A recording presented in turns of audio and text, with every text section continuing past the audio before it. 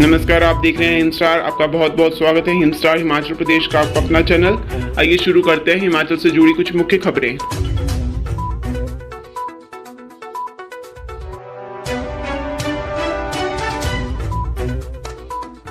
8 दिसंबर को 11 बजे साफ हो जाएगी हिमाचल की नई सरकार की तस्वीर। हिमाचल प्रदेश में 11वीं विधानसभा के गठन के लिए मतगणना 8 दिसंबर को सुबह 8 बजे पोस्टल बैलेट के साथ शुरू होगी। 8:30 बजे से ईवीएम से मतगणना शुरू हो जाएगी। हर राउंड के बाद जानकारी दी जाएगी कि किस प्रत्याशी को कितने मत मिले। प्रदेश की सभी 68 विधानसभा सीट के लिए एक साथ 68 स्थानों पर मतगणना होगी। रुझान सुबह 8:45 बजे से आने शुरू हो जाएंगे और 11 बजे तक तस्वीर साफ होने की संभावना है। पोस्टल बैलेट की संख्या के अधिक होने से इसकी गणना में समय लगेगा। कम से कम 8 और अधिकतम 14 मतगणना टेबल लगाए जाएंगे। टेबल हॉल की क्षमता के आधार पर लगाए जाते हैं। कम से कम 10 और अधिकतम 18 राउंड तक की मतगणना होगी। परिणाम आने में समय लगेगा क्योंकि पोस्टल बैलेट की संख्या 1.40 लाख से अधिक हो सकती है। एक टेबल पर माइक्रो ऑब्जर्वर, एक मतगणना पर्यवेक्षक और एक मतगणना सहायक होगा। हर मतगणना केंद्र के बाहर सूचना केंद्र बनाया है। ऑनलाइन भी लोगों को मतगणना की जानकारी मिल सकेगी। परिणाम isult.eci.gov.in और वोटर हेल्पलाइन ऐप के माध्यम से मोबाइल फोन पर देख सकेंगे। राज्य स्तरीय नियंत्रण कक्ष निर्वाचन विभाग के मुख्यालय STA कॉम्प्लेक्स कसुम्पटी शिमला में स्थापित है। वहां पर भी जानकारी मिल सकेगी।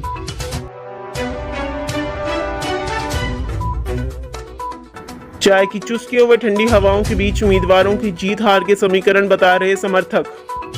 हिमाचल प्रदेश विधानसभा चुनाव के बाद लोगों का मत ईवीएम में बंद है। अब 8 दिसंबर को फैसला होना है, लेकिन धर्मशाला में इन दिनों पार्टी व नेता विशेष समर्थक स्वयं ही हार जीत का फैसला कर रहे हैं। एक चाय की दुकान पर अपने अपने पसंदीदा प्रत्याशी की जीत या हार को लेकर कई तरह के दावे और समीकरण लोग बना रहे हैं। दुकानदार भी इसके खूब चटकारे ले रहे हैं। धर्मशाला में कचहरी अड्डा में मशहूर जलपान की दुकान ढोकरू स्वीट्स व कृष्णा स्वीट सहित जग्गी ढाबा में समर्थक राजनीतिक विशेषज्ञ बन रहे हैं और एक दूसरे को चुनावी गणित की चुनौती दे रहे हैं। धर्मशाला में भाजपा के प्रत्याशी राकेश चौधरी मैदान में हैं तो कांग्रेस के सुधीर शर्मा निर्दलीय प्रत्याशी के तौर पर भाजपा से छिटक कर चुनाव लड़ रहे विपिन नहरिया भी मैदान में हैं। आम आदमी पार्टी के कुलवंत राणा सहित अन्य उम्मीदवार हैं। 2 व्यक्ति राजेश कुमार व विकास आपस में सुधीर शर्मा के पक्ष में तो मतों को गिना रहे थे। उन्होंने कहा कि धर्मकोट से लेकर निचली चौधरी बाहुल्य क्षेत्र से भी अच्छे वोट मिलेंगे। तो वहीं दुकान में मौजूद वीर सिंह ने चाय की चुस्की के साथ साथ निर्दलीय उम्मीदवार विपिन नहरिया के पक्ष में जीत को लेकर समीकरण गिना दिए। वह कहते हैं कि धर्मकोट वार्ड से लेकर कंडियाना नरवाना तक काफी वोट विपिन नहरिया को मिलेंगे। संयोग ही था कि वहां मौजूद अजय चौधरी ने दावा किया कि आंकड़े तो जो मर्जी हो, जनता ने मोदी के नाम पर वोट किया है और मोदी को वोट के साथ साथ रिवाज बदलने की बात भी हुई है। इसलिए उन्होंने राकेश चौधरी के सिर पर जीत का सेहरा बांधा। अब असल में कौन राजनेता बनता है ये तो 8 दिसंबर को ही तय होगा।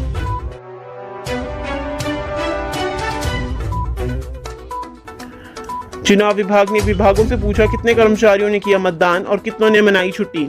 हिमाचल प्रदेश चुनाव विभाग ने सभी विभागों, निगमों और बोर्डों से लिखित में पूछा है कि कितने सरकारी कर्मचारियों ने मतदान किया है। हिमाचल प्रदेश की 14वीं विधानसभा के लिए 12 नवंबर को हुए मतदान के लिए सभी सरकारी, अर्ध सरकारी कर्मचारियों व अन्य को अवकाश घोषित किया गया था। इस अवकाश का उपयोग घूमने फिरने के लिए तो नहीं किया गया है। प्रदेश में मतदान के प्रतिशत ने भले ही पुराने रिकॉर्ड ध्वस्त कर दिए हैं, लेकिन सरकारी कर्मचारियों ने कितनी संख्या में मतदान किया इसका आंकड़ा जुटाया जा रहा है। प्रदेश में करीब 3.5 लाख कर्मचारी सेवाएं प्रदान कर रहे हैं। पहली बार है जब सरकारी कर्मचारियों के मतदान को लेकर जानकारी मांगी जा रही है। अब उन्हें मतदान का प्रमाण पत्र विभागाध्यक्षों को दिखाना होगा। इससे भविष्य में उनके मतदान में उपस्थिति बढ़ेगी। चुनाव विभाग द्वारा अभी तक जुटाए गए आंकड़ों के तहत शहरी क्षेत्रों में मतदान कम होने का कारण सरकारी कॉलोनियों में मत प्रतिशत कम दर्ज किया गया है। इसके अतिरिक्त काफी संख्या में लोगों के दोहरे वोट होने की आशंका जताई जा रही है, जिसमें से लोगों ने शहरी क्षेत्र में मतदान न कर अपने गाँव में मतदान किया है। हिमाचल के कॉलेजों में अब सरकार की मंजूरी के बिना नहीं होगी अस्थायी शिक्षकों की नियुक्ति। ये है वजह। अस्थायी नियुक्ति में भी सभी शर्तों को निहित किया जाएगा कि कब से ये नियुक्तियां की गई हैं, इसका वेतन कहां से आएगा। कॉलेजों ने अपने स्तर पर नियुक्ति कर दी है। खासकर चतुर्थ श्रेणी और कहीं पर डाटा एंट्री ऑपरेटर के पद भी भरे गए हैं। एक ही पद व वेतन पर काम करते जब काफी समय हो गया तो कॉलेजों ने इन कर्मचारियों को नियमित करने का प्रस्ताव निदेशालय भेजा गया, जहां पर कुछ कर्मचारियों को नियमित भी किया गया। पदोन्नति के बाद वरिष्ठता के चक्कर में मामले कोर्ट पहुंचे तो विभाग को फटकार लगी। इसके बाद निदेशक उच्चतर शिक्षा डॉक्टर अमरजीत शर्मा ने सर्कुलर निकाला है। इसमें कॉलेज प्रधानाचार्य को स्पष्ट निर्देश दिए गए हैं कि वो अपने स्तर पर किसी भी तरह की नियुक्ति न करें। राज्य के कॉलेजों में गैर शिक्षक कर्मचारियों, खासकर चतुर्थ श्रेणी के कर्मचारियों की कॉलेज प्रधानाचार्य ने अपने स्तर पर ही नियुक्ति कर दी है। 5 से 14 साल बाद इन कर्मचारियों की फाइल नियमितीकरण के लिए जब उप निदेशक कार्यालय भेजी गई, जब इनकी जांच की गई तो वरिष्ठता का ही पता नहीं चला। तब पता चला कि अपने स्तर पर ही कॉलेजों ने नियुक्तियां की है। कुछ कर्मचारियों को नियमित कर दिया गया है। नियमित होने के बाद पदोन्नति व स्केल देने के लिए वरिष्ठता को लेकर मामले कोर्ट पहुंचे, जिसके बाद विभाग ने सख्त कदम उठाए हैं। कॉलेज व स्कूलों में कई बार गैर शिक्षक कर्मचारी के सेवानिवृत्त होने के बाद नई नियुक्तियां नहीं होती, खासकर चतुर्थ श्रेणी व चौकीदार के पदों पर। कॉलेज से बार बार चिट्ठियां निदेशालय भेजी जाती हैं, लेकिन न तो कोई तबादला होकर वहां आता है, न ही कोई नियुक्तियां होती है। ऐसी स्थिति में कॉलेज पीटीए व अन्य किसी फंड से अपने स्तर पर ही नियुक्ति कर देते हैं।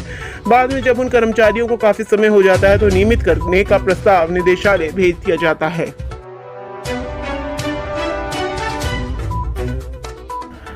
हिमाचल में एक और ऑडियो वायरल, महिला नेता बाहरी व्यक्ति को प्रत्याशी बनाने पर साध रही निशाना। हिमाचल प्रदेश विधानसभा चुनाव की मतदान प्रक्रिया संपन्न होने के बाद डलहौजी विधानसभा क्षेत्र में एक ऑडियो वायरल हुआ है। वायरल ऑडियो में एक महिला नेता व एक कार्यकर्ता के बीच बातचीत हो रही है। बातचीत से स्पष्ट है कि यह ऑडियो मतदान से पहले का है, जिसमें महिला नेता अपने ही दल के प्रत्याशी के विरोध में कार्यकर्ताओं से बात कर रही है। मंगलवार शाम से यह ऑडियो वायरल हो रहा है। इस ऑडियो को लेकर चर्चाओं का बाजार गर्म है। ऑडियो में हुई बातचीत से यह कहा जा सकता है कि डलहौजी विधानसभा क्षेत्र में एक दल के प्रत्याशी के साथ भीतरघात हुई है। हालांकि महिला नेता व भीतरघात करने वाले अन्य लोग अपने प्रयासों में कितना कामयाब हुए हैं, इसका खुलासा तो 8 दिसंबर को चुनाव परिणाम आने पर हो जाएगा। मगर चुनाव परिणाम आने के बाद महिला नेता पर पार्टी आला कमान की गाज गिरना तय है। गौरतलब है कि वायरल ऑडियो में एक दल विशेष का कार्यकर्ता अपने ही दल की महिला नेता को फोन पर चुनावों को लेकर बात कर रहा है, जबकि महिला नेता अपने ही दल के प्रत्याशी के विरोध में व दूसरे दल के प्रत्याशी के पक्ष में बोल रही है। महिला नेता साफ तौर पर कह रही है कि 75 से 80 हजार मतदाताओं में से पार्टी को क्या कोई योग्य उम्मीदवार डलहौजी चुनाव क्षेत्र में नहीं मिला और बाहरी प्रत्याशी को टिकट दे दी गई। बाहरी प्रत्याशी काफी कम पढ़ा लिखा भी है। कार्यकर्ता के पूछने पर कि क्या करना है तो महिला नेता कह रही है कि वह स्नातक है और कम पढ़े लिखे उम्मीदवार के पक्ष में वह मतदान नहीं करेगी। कार्यकर्ता पूछता है कि दरिया पार क्या हालत है तो महिला नेता कहती है कि दरिया पार तो दूसरे दल के प्रत्याशी के पक्ष में ही वोट पड़ेंगे और वह कोई बेवकूफ ही होगा जो कि बाहरी उम्मीदवार को, जो कि कम पढ़ा लिखा है, के पक्ष में मतदान करेगा। महिला नेता कार्यकर्ता को प्रदेश में अन्य विधानसभा क्षेत्रों में पूर्व में हुई चुनावों में बाहरी उम्मीदवार को टिकट दिए जाने के बाद उसकी हुई हार के बारे में भी जानकारी देते हुए एक तरह से कार्यकर्ता का माइंड वॉश करने का प्रयास कर रही है।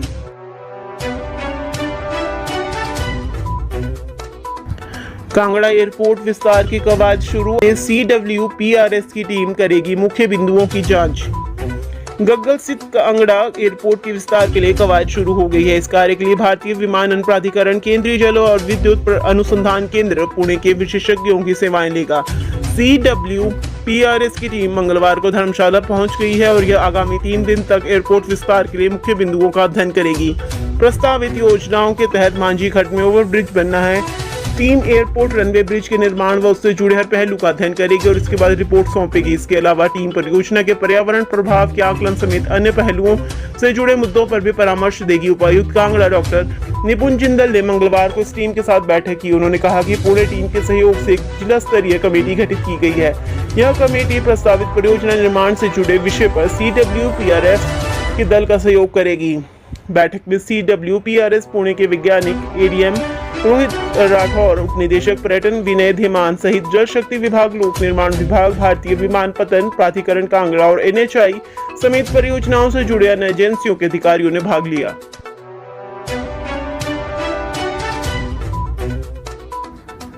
हिमाचल के स्कूलों में बुधवार से बायोमेट्रिक हाजिरी। हाईकोर्ट के निर्देश के बाद लेट लतीफ कर्मचारियों का होगा खुलासा। जिला कांगड़ा के साथ हिमाचल के अन्य जिलों के सरकारी स्कूलों में बुधवार से अध्यापकों की हाजिरी बायोमेट्रिक मशीन पर लग रही है। हिमाचल हाईकोर्ट के सख्त निर्देशों के बाद शिक्षा विभाग हरकत में आ गया है। उच्च न्यायालय की ओर से शिक्षा विभाग सहित अन्य सरकारी कार्यालयों में 100% बायोमेट्रिक हाजिरी किए जाने के निर्देश दिए गए हैं, जिसमें लेट लतीफ आने वाले अधिकारियों कर्मचारियों का खुलासा हो सके।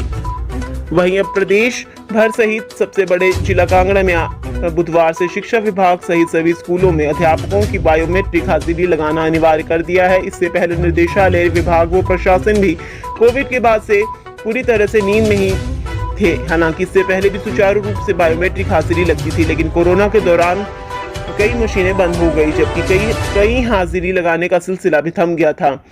अब हाईकोर्ट के निर्देशों के बाद शिक्षा विभाग के सभी अधिकारियों व कर्मचारी समय पर स्कूल पहुंच पाएंगे।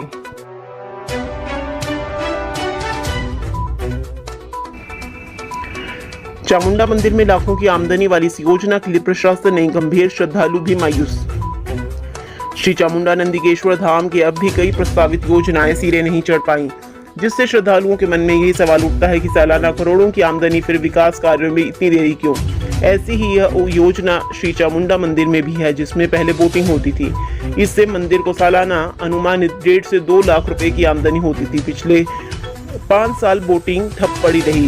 इसकी वजह यह भी बताई जा रही है कि वर्ष 2016-17 के दौरान अनुमानित 6 लाख रुपए की लागत से एशियन डेवलपमेंट बैंक के सौजन्य से मंदिर के सुंदरीकरण कार्य के चलते झील का भी नवीकरण किया जाना था, जबकि साल 2019 को एडीबी ने कार्य पूरा कर मंदिर प्रशासन को हैंडओवर कर दिया था। झील में पानी भी भर दिया, परंतु बोटिंग का टेंडर नहीं हुआ। दिलचस्प बात यह है कि मंदिर प्रशासन झील के किनारे लगी टाइलें टूट जाने की दुहाई देकर इतिश्री कर लेता है, जबकि इसके लिए किनारों पर पुराने टायरों के रैप भी बनाए जा सकते हैं।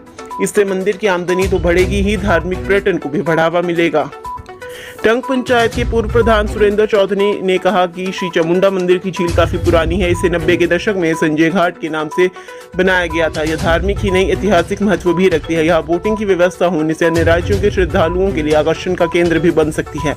पवन कुमार ने कहा कि पहले यहाँ बोटिंग की सुविधा होने से बच्चे ही नहीं, अन्य पर्यटक भी लुत्फ उठाते रहे हैं। मंदिर प्रशासन को चाहिए कि फिर से इस योजना को शुरू किया जाए।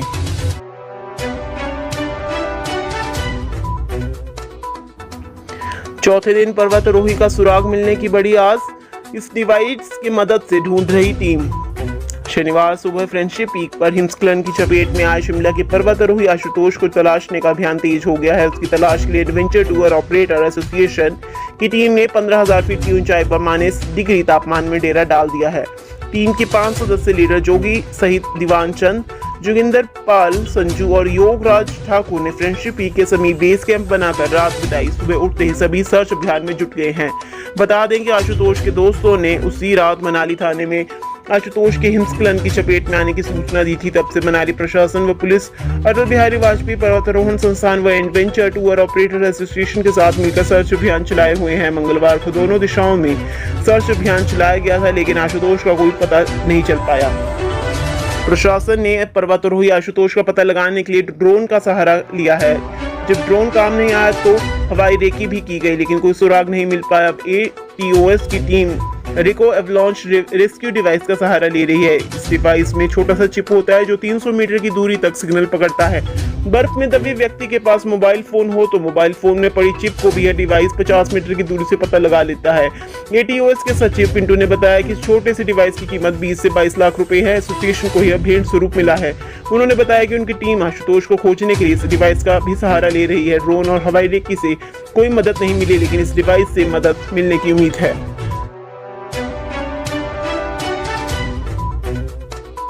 बेझिझक चले आइए पहाड़ों पर ट्रैकिंग करने। मुसीबत में फंसे तो एटीओए है ना, मिनटों में पहुंचेगी मदद।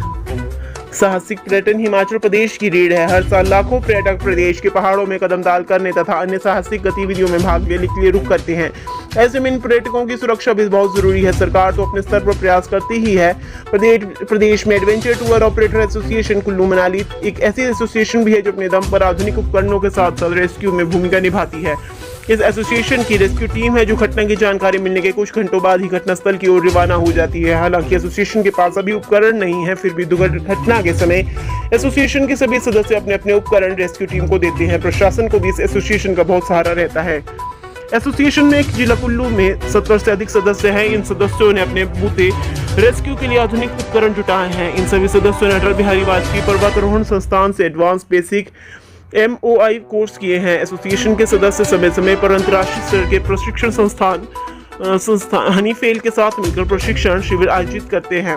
एसोसिएशन 2017 से अब तक 45 से अधिक रेस्क्यू ऑपरेशन को अंजाम दे चुकी है। इस साल 15 रेस्क्यू अभियान चलाकर प्रशासन की मदद की है। हिमाचल की हर खबर पाने के लिए हिंद स्टार से जुड़ें।